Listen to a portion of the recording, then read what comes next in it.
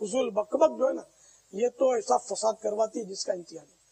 حالانکہ 100% خالص فضول بات ہو نا تو جائز ہے، لیکن وہ ہم جس کو فضول بولتے ہیں عموماً وہ گناہوں کی مطلب ہے کہ ٹچ میں ہوتی ہے، ہم اس کو سمجھتے ہیں فضول باتیں، لیکن بارہا یہ جھوٹے مبالغے ہوتے ہیں. یار آپ نے بہت دیر کر دی، یار وہ ٹریفک جام ہو گئی تھی، وہ یار ہوا یوں کہ وہ میری اسکوٹر میں پنکچر ہو گیا تھا. اچھا اب یہ بول رہا ہے، اس میں یہ خود غور کرے کہ کیا لیٹ ہونے کا، دیر سے آنے کا، تاخیر کا یہ سبب تھا یا کچھ اپنی سستی کو دخل تھا. تو اگر آپ کی سستی کی وجہ سے لیٹ ہوئے ہیں اور پھر کہہ رہے ٹریفک جام تھا، اب بتائیے یہ سچ ہوا یا جھوٹ ہوا؟ اس لیے ٹریفک جام ملا آپ کو کہ آپ ویسے ہی لیٹ نکلے تھے.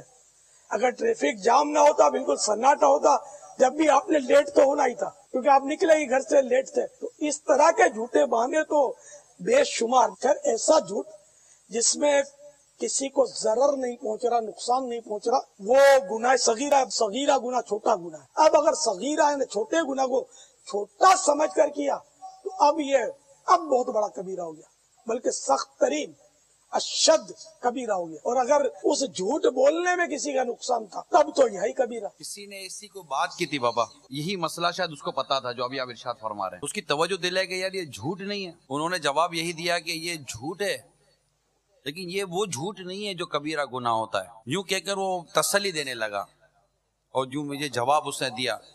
خیر پھر اس کو جو سمجھا، عرض کرنے کی کوشش کی کہ اس سے بھی بچنے میں کیا حرج تھی آپ کو، اور اس کے علاوہ اور بھی جو عرض کرنے دے. تو یہ ہوتا ہے کہ جب ہم کسی کو اس طرح کے شرعی مسائل بتاتے ہیں تو اس سے بچنے کے بجائے مزید جرأت پیدا کر لیتے ہیں. وہ بولنے کی عادت.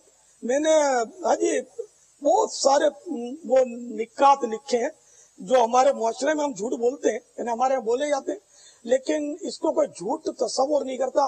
مذہبی لوگ، داڑھیوں والے، خواص، عوام اور مدنی حلیوں والے، مبلغین، ذمہ داران کی زبانوں پر بھی عموماً یہ الفاظ ہوتے ہیں اور عام طور پہ یہ جھوٹ ہوتے ہیں، لیکن کسی کو یہ پتہ نہیں ہوتا کہ یہ جھوٹ ہے، توجہ نہیں ہوتی. یہ کیسے ہمیں نقش ہو جائے آپ کے جو لکھے ہوئے ہیں قلم سے، یہ کیسے ہمارے وہ آپ کے صفحات سے نکل کر ہمارے ذہنوں پر اور قلبوں پر نقش کیسے ہو اور زبان پر کیسے اس پر کفل مدینہ کا کام کرے. بس وہی ہے، آپ جو نعرہ لگاتے ہیں نا، پہلے تولو بعد میں بولو.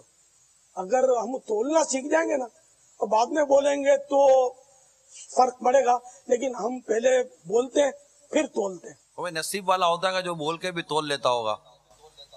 یہ بھی صحیح ہے، مجھے فرما رہے آپ کہ ورنہ تولتے بھی نہیں ہے، بلکہ اگر اس کے بول کو پکڑو نا تو وہ کئی دوسرے وہ بول چلا دیتا ہے اس کے تحفظ کے لیے.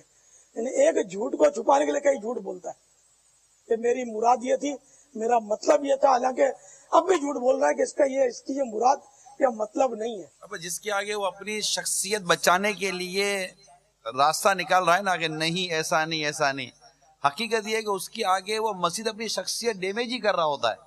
وہ اب اس کے آگے وہ شخصیت بن نہیں رہی ہوتی، وہ مزید اس کی شخصیت ڈیمیج ہو رہی ہوتی ہے کہ اگلا اب یہ بھی سمجھ آتا ہے کہ یار ایک تو اس کو ماننا نہیں ہے، اور پھر اس نے اپنی شخصیت کو بچانے کے لیے مزید ایسی باتیں کرنے کا اب ڈر لگتا ہے کہ شاید اب وہ ایسا جملہ بول دے گا کہ اب مزہ ہی نہیں آئے گا تو لپیٹ لو. جی نہیں، واقعی بعض اوقات کسی کو سمجھانے کی کوشش کرو نا تو ایسا گلے پڑتا ہے کہ وہ اپنے پچھتاتے کہ اس کو کہاں چڑھ گیا. ہم نے بہت پیاری بات کی تھی بابا، ایک مرتبہ کئی مرتبہ ارشاد فرمائی ہے کہ وہ شخص بڑا محروم ہے جسے کوئی سمجھانے والا نہیں ہے.